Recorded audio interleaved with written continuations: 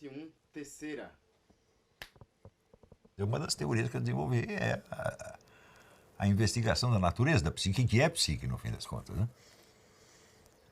Também você vai ter que estudar um pouco do que chama psicologia evolutiva, que é a formação da sua personalidade, e foi daí que entrou o negócio da teoria das camadas da personalidade.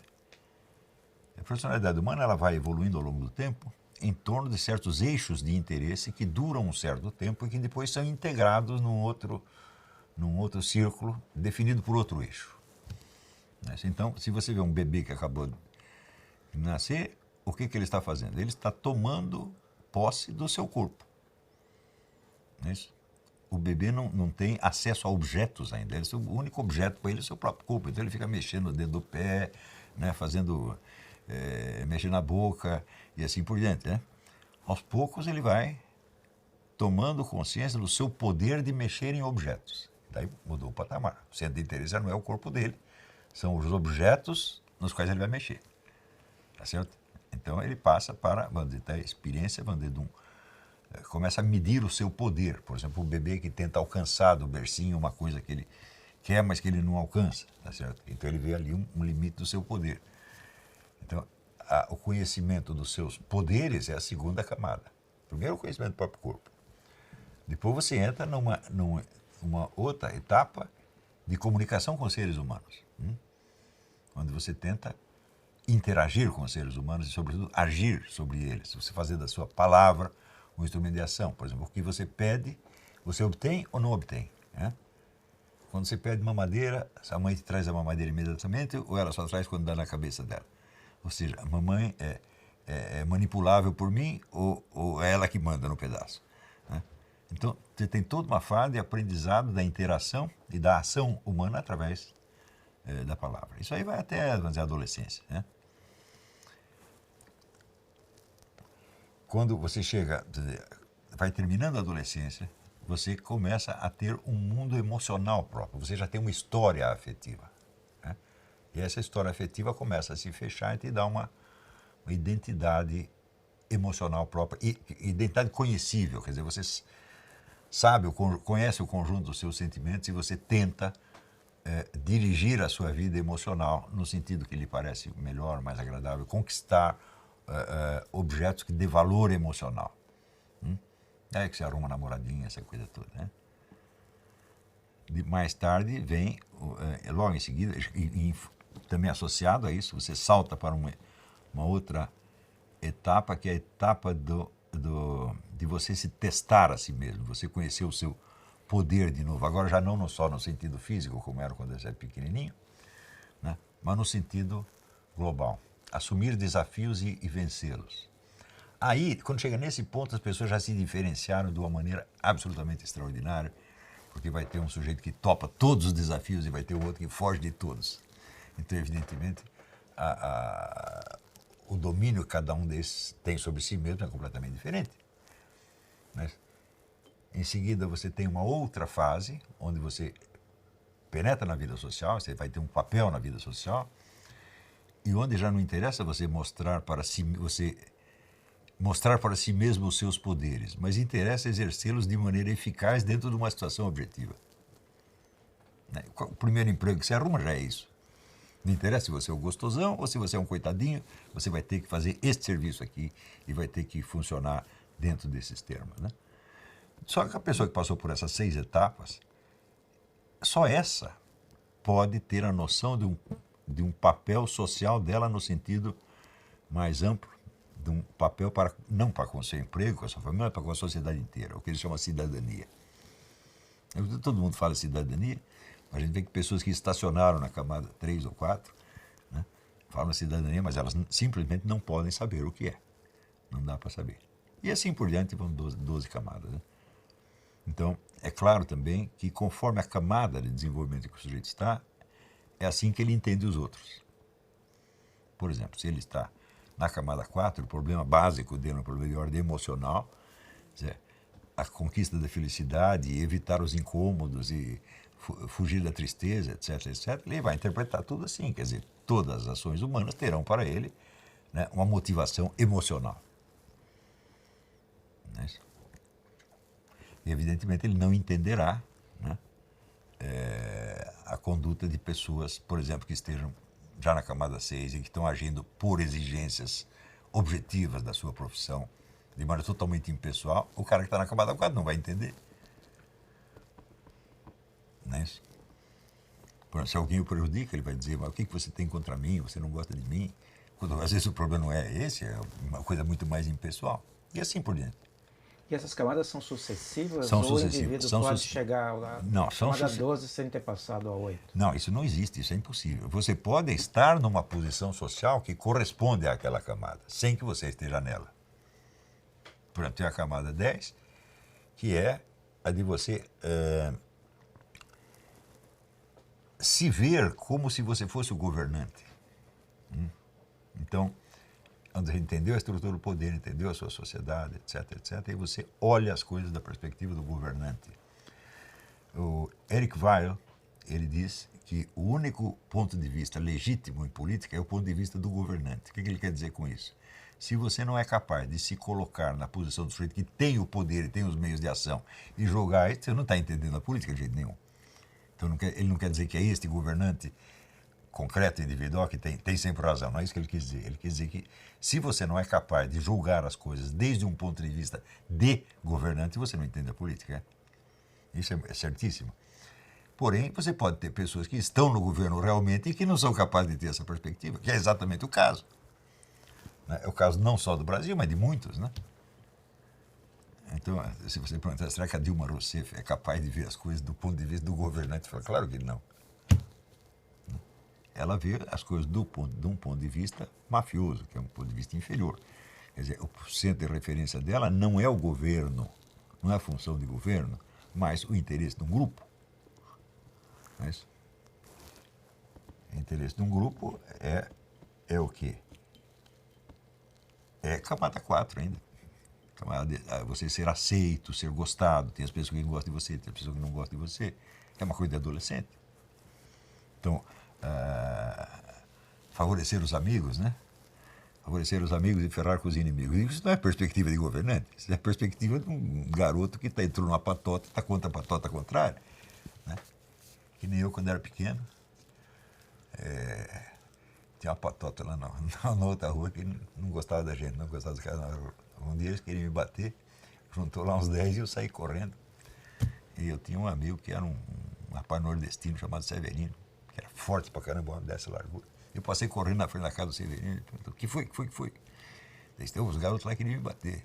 Ele falou, por que você não me chamou? Eu falei, não queria incomodar. Ele falou, não, tem que chamar, você não pode ser assim, quem é orgulhoso se fode. Isso aí você já estava todo o problema da patota. Eu pertenço a essa patota, aqui eu tenho meus defensores e ali tenho os meus inimigos. Né? Isso é uma coisa de adolescente, você aprende isso na adolescência. Quando você vê com o espírito de patota, governa o Brasil hoje, o que é o PT, essa coisa? É um patota. Né? Os nossos interesses, né? Que eles identificam como se fossem os interesses do país ou do mundo. Não são. É a perspectiva diminuída, né? Não é a perspectiva de governante. Né? Então, você veja, a busca de uma patota, né? Você distinguir quem são os amigos, quem são os inimigos, para certas pessoas é a preocupação máxima da vida. Quem gosta de mim, quem não gosta de mim. Naturalmente, o que eles veem dos outros fazer, vão sempre explicar por essa clave. Quer dizer que a camada, ela é o horizonte, o limite do seu horizonte de consciência numa certa etapa. Não tem como pular, porque essas passagens são, vamos dizer, condições necessárias para que você amplie o horizonte. Então, se o nego está na camada 4, que é buscando uma patota, etc, etc, e se ele não se colocar um problema de quem sou eu, qual é a minha capacidade, qual é a minha força, independentemente da ajuda dos meus amigos, você não vai sair daí. Mas se você coloca esse problema do desafio, você já está na camada seguinte, o seu centro de interesse já não é mais a conquista da afeição e da proteção e da felicidade, por assim dizer, mas um sentimento de poder pessoal que você tem, que você só pode adquirir se você enfrentar um desafio. Pode ser uma competição esportiva, pode ser uma briga qualquer, mas 90% do Brasil está na camada 4. A única pergunta dele é a seguinte, você gosta de mim? Eu gosto de você, né? Veja, a pergunta que frequentemente me fazem, o que você acha do fulano de tal? A resposta é sempre, eu não acho nada. Né? Porque eu não vejo porque a minha antipatia ou simpatia por pessoas deva significar alguma coisa a respeito delas objetivamente. Eu posso não gostar de uma pessoa e ela ser uma pessoa muito boa. Não é isso? Então eu tenho que centrar a minha atenção, vou dizer, nas atitudes reais da pessoa, nas suas obras, seus feitos, etc. Isso é outra coisa. O que você acha do livro que o sujeito escreveu? Aí eu tenho opinião, mas o que você acha dele? Por que eu tenho que achar alguma coisa de cada pessoa que eu conheço? E, no entanto, no Brasil isso é obrigatório. Né? Não, e é o que vai definir você. O que vai definir você. É quem você gosta e quem você não gosta. Então anda um bando de moleque, tudo na camada 4. Tudo com carência afetiva. E isso aí é evidente que você imagina uma discussão pública, as pessoas entram com esse espírito. Vai ser tudo subjetivo. E as pessoas vão prestar mais atenção no que foi dito sobre elas do que no que elas mesmas têm a dizer. Sem sombra de dúvida. Né? Sem sombra de dúvida. É isso? E também aí você vai ter, vamos dizer, a impregnação da pessoa, da imagem da pessoa, pelo que dizem dela. Não é isso? Então, o que dizem vai ser muito mais importante do que o sujeito está realmente fazendo. Que é o seu caso. Não, eu experimento isso todo dia. Mas não é só eu, todo mundo experimentou isso aí, né? Então, se você pegar discussões sobre escritores brasileiros, o pessoal reclama, você vai lá falar muito palavrão. Eu me lembro no tempo que falavam isso do Jorge Amado, pô. Você gosta do Jorge Amado? Ah, ele fala muito palavrão. Eu digo, peraí, mas falar ou não falar palavrão não é um critério de julgamento literário. Não é isso? Você pode ter uma obra excelente, cheia de palavrão, ou outra muito boa, sem nenhum palavrão. Literariamente, isso não faz diferença. Você está perguntando se você gosta do jornal como escritor. Né? E daí as pessoas respondiam com esta reação, que é uma antipatia imediata a uma conduta do cara. Você está entendendo? Ou então certos caras, não, eu acho que ele... O Paulo Francis, eu acho que ele é muito arrogante. Né? Eu digo, mas peraí, mas o que ele disse é verdadeiro, é falso, tem importância, não tem importância? Né? Aí você está julgando o cara na base da camada 4. Nenhum de nós é um tratado de lógica. Todos nós temos impulsos antagônicos. E temos todos ao mesmo tempo. Não é isso? Perante um perigo, você tem o impulso de reagir, tem o impulso de fugir. Não é isso? Perante qualquer bem que você deseje, você tem o impulso de roubá-lo, por exemplo. Né? Muita gente tem. E você tem o impulso de permanecer na honestidade. Você tem os dois ao mesmo tempo. Não é isso? Então é o negócio do palco giratório, de que falava os ondas. Né? Os vários impulsos nossos são como vários cenários, né, dentro de um palco giratório. O palco vai girando. Né? Mas quando está um aqui à mostra, está o oposto no fundo. Não é isso? Mas ele não deixou de existir. Então, se nós não temos noção, vamos dizer, desse caráter, vamos dizer, contraditório da nossa própria estrutura, como é que nós vamos lidar com as contradições da sociedade exterior? A maior parte das pessoas não tem essa noção, elas não percebem como elas são contraditórias. De como essa contradição não é um erro, mas é a própria estrutura delas. E lidar com isto, né? Quer dizer, você tentar encontrar um caminho no meio dessas contradições, desses impulsos antagônicos, isso é a própria vida humana. Isso mesmo sem levar em conta as influências externas, quer dizer, você mesmo já traz essas contradições dentro de você. Por quê? Porque são os antepassados que estão lá, né? A sua genética. Né? Você tem uma fórmula genética que também não é um primor de coerência, ela é feita de impulsos contraditórios.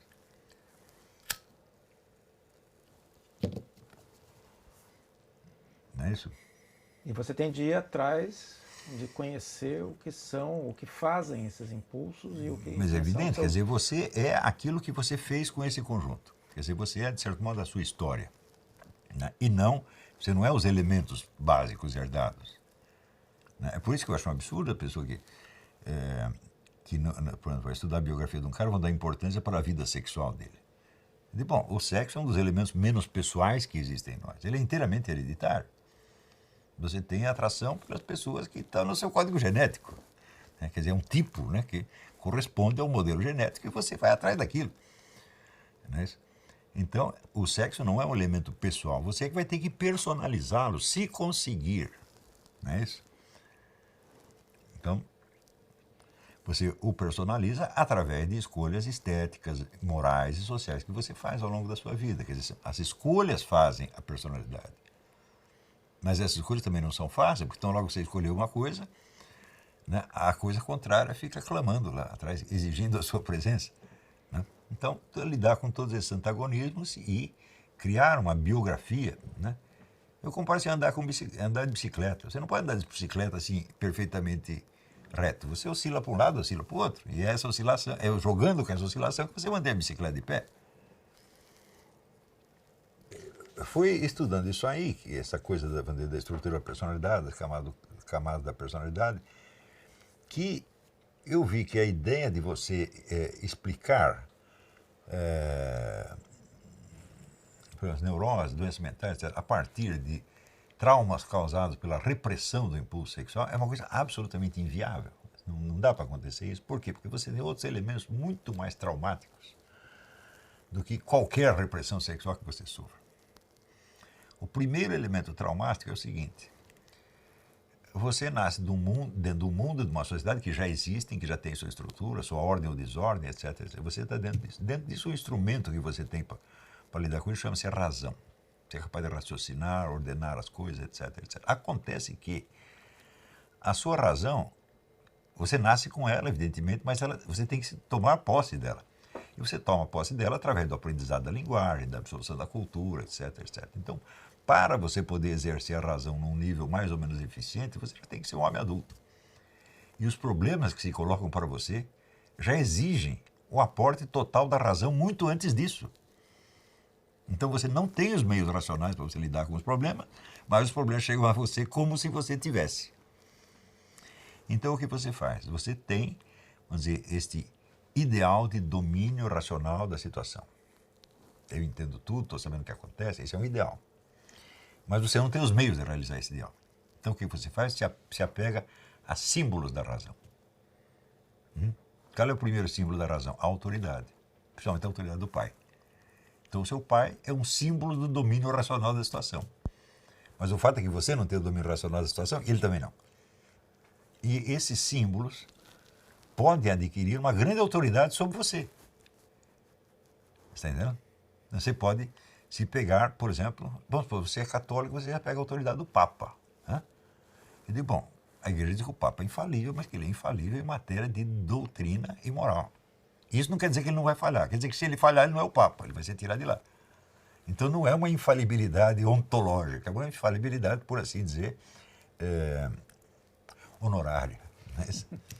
Mas o cara é o Papa. Provisória. Né? Eu digo, bom, e no resto ele é autoridade política, economia, não é nada, nada, ele sabe tanto quanto qualquer um, mas se o Papa falou, você tem que aceitar. Né? E se aparece um cara contestando o Papa, quando o Papa fala uma tremenda besteira, todo mundo fica escandalizado. Veja que coisa, nas sociedades antigas ninguém ficava. Na Idade Média todo mundo discutia com o Papa de igual para igual. Agora, se ele falou negócio de doutrina moral, não, aí a gente tem que obedecer.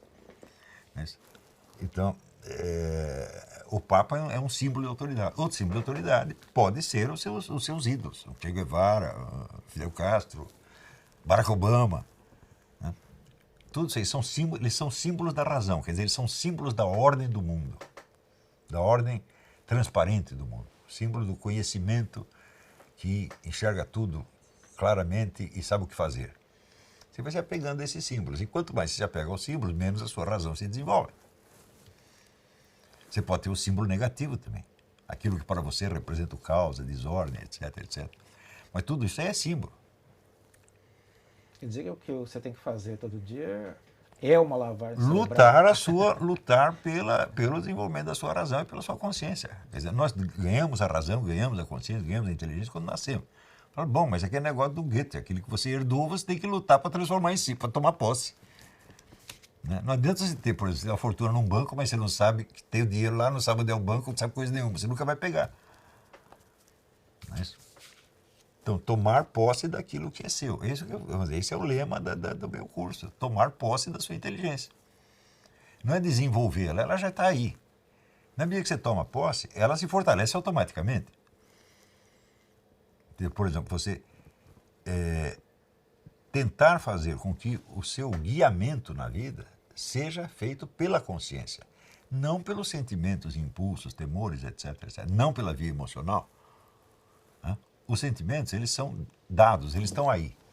Né? Eu vejo o sentimento. O que é o sentimento? É uma ressonância. Quer dizer, é o quanto os acontecimentos ocupam do seu espaço interior. É só isso. É só uma reação passiva, por assim dizer. Mas essa reação pode mudar de acordo com o tempo. Mas, eu lembro a história da ilustre Casa de Ramírez, do S.A. Queiroz, que tem um personagem que um dia ele vê 3 malandros, ele fica morrendo de medo dos malandros e sai correndo. No dia seguinte ele encontra os 3 e dá o cacete nos 3. Ué, o cara era o mesmo, o personagem era o mesmo, mas o sentimento foi diferente. Então, não podemos nos deixar guiar pelo sentimento, porque ele nos sugere coisas inteiramente arbitrárias, subjetivas. Mas você tem que levar em conta o sentimento, você não pode negá-lo, fazer o que você não tem. Então, ele é mais um elemento externo, na verdade, que você tem que integrar na sua consciência. E é a consciência que tem que dirigir, né, a sua conduta, se você quer fazer alguma coisa objetiva no mundo. Agora, se você quer ser mais um derrotado, faça do jeito que você quiser. Porque seguir o sentimento é você se candidatar a uma derrota, a um fracasso. Agora, no Brasil, o sentimento é sacrossanto. 7 e 1 sexta. Partindo do princípio de que o sujeito venceu a sexta camada, quer dizer, ele é um sujeito que sabe fazer alguma coisa e responde pelo seu trabalho perante a sociedade, então ele está capacitado para desenvolver uma função na vida civil. Até aí eu chamo de vida civil. Na 7ª camada é quando o indivíduo começa a exercer uma função perante a sociedade como um todo, e não somente o círculo das pessoas que estão ao seu alcance, o seu patrão, seus amigos, etc, etc. Então, isso aí é o que se chama propriamente a cidadania. Para ser um cidadão, ele precisa, em primeiro lugar, conhecer mais ou menos, até onde possível, as leis do país e quais são as suas obrigações como cidadão. Essa é uma condição que a maior parte das pessoas já não cumpre, e se não cumpre a 6ª camada, ou seja, ele não responde pelo seu próprio trabalho, como é que ele vai entender, né, o que é a cidadania? Isso é absolutamente impossível. Né? Então, a 7ª camada é dos direitos e deveres perante a sociedade inteira. Né? Quando o sujeito passa disso, então, bom, aí ele é um homem adulto. E quando ele é um homem adulto, ele pode rever a sua vida no sentido da responsabilidade moral total. O que é o sentido do que eu estou fazendo? Quem sou eu? Eu valho alguma coisa? Não valho? Então, é o que eu chamo a camada da crise. A 8ª camada é a famosa... A pessoa diz que a crise dos 40 anos, a crise dos 50 anos, a crise dos 60, a idade varia, mas algum dia o nego chega nisso, se ele tiver passado por todas essas. Se não tiver passado, então o que pode simular a crise é se apenas um problema de camada 4. Gostam de mim ou não gostam de mim? Estou feliz ou estou infeliz? Se passa esta camada, quer dizer, da autoconsciência moral como um todo, não é só a autoconsciência moral de julgar um ato ou outro, mas julgar o tônus moral da sua vida, o seu desempenho moral como um todo. Né? Se você foi fiel às suas metas, se não foi, etc, etc. Isso é você se julgar moralmente. Né? Se passa disto, então chega um momento em que a função da sua inteligência, da sua autoconsciência, ela definitivamente se torna o centro da sua pessoa. E isso é a camada 9, que eu chamo de personalidade intelectual. Quer dizer, o indivíduo tem uma personalidade intelectual. Ou seja, as ideias dele são importantes para ele, não são só pretextos, não são só muletas, elas começam a ser o centro da coisa. Então aí tem uma personalidade intelectual. É evidente que o mundo das atividades intelectuais está repleto de pessoas que não têm personalidade intelectual nenhuma e que jamais saíram nem da camada 4. Né? Então, em seguida, vamos dizer, a 10 é o ponto de vista do governante. Você pode responder pelo poder mesmo que você não o tenha. Quer dizer, você se coloca na posição do presidente, do rei, do imperador, e você pode assumir responsabilidade pelo que você está propondo, mesmo que você não esteja no cargo. Quer dizer, se eu estivesse lá, eu saberia fazer isso. Então, eu não estou apenas exigindo, reivindicando uma coisa, estou sugerindo algo que eu seria capaz de fazer.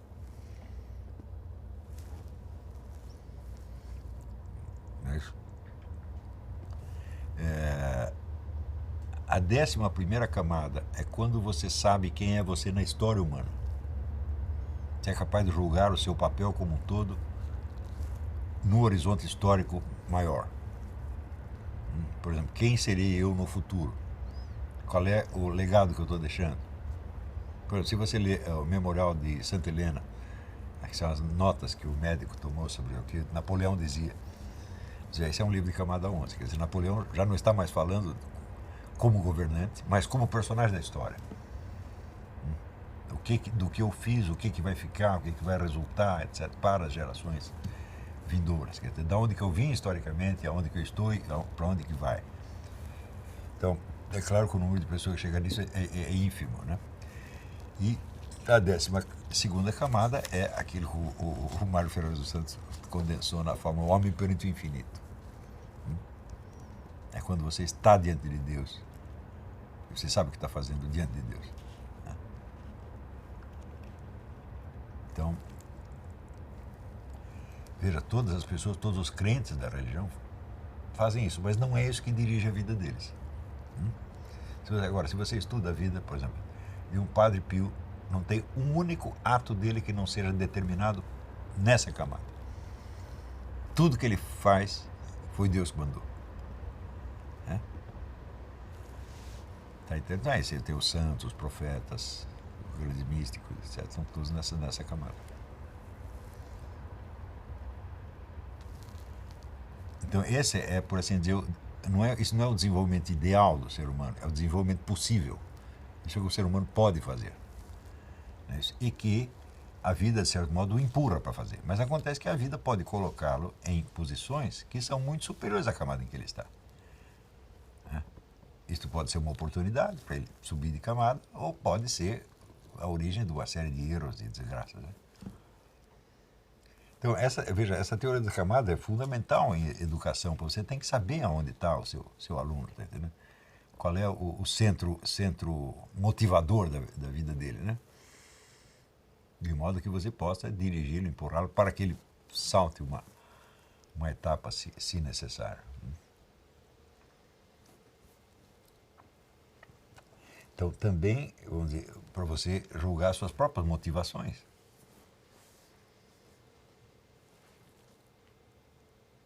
Você pode estar, por exemplo, você pode ser um sujeito que estuda muito, que lê muito, já leu até Aristóteles, leu Shakespeare, não sei o que, e você está na camada 4 ainda.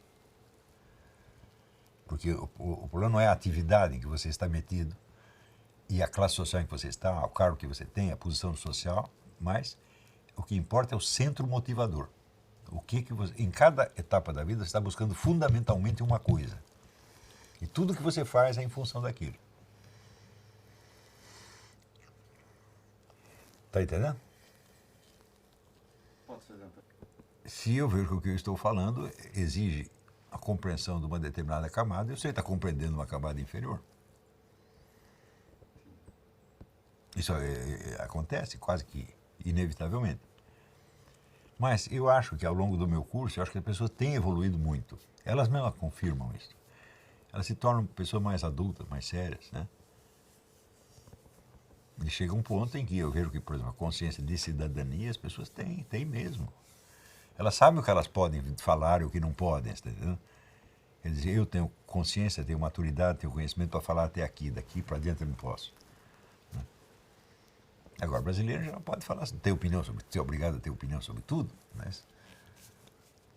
Você não pode não saber. Não pode não, eu digo, mas olha, tem um haikai do Alberto Cunha Mello, ele diz assim, quem não se procura se acha, diga não sei e ganhe uma aula de graça. O não sei é absolutamente fundamental, né? São duas palavrinhas que resolvem muito problema.